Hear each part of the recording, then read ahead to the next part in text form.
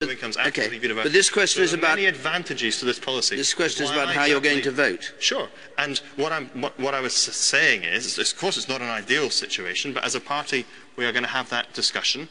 So you're not going to vote how you feel you should vote, because you've just said I would vote for it. But you may, although you're Chief Secretary of the Treasury and at the centre of the coalition government, you may not vote for it.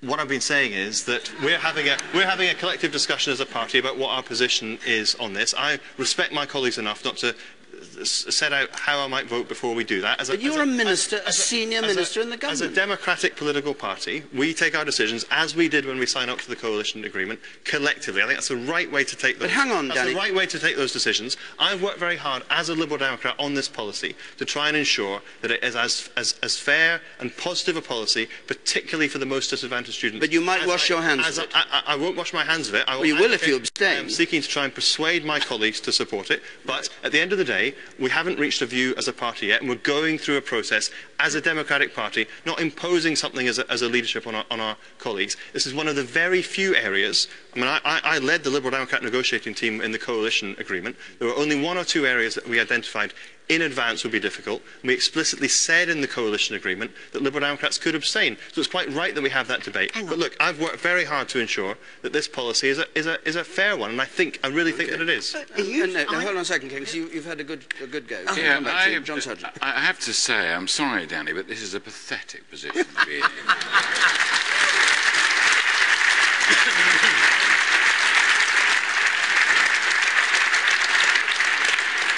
Your only hope is to make a success of this government, and to govern is to choose. You can't work on a policy, try and improve it, then be satisfied with it, but then none of you prepared to vote for it. So you're either abstaining or you're voting against. Well, I would have thought in traditional Westminster terms, leave the government then. Just leave it. Okay, no, you say yes.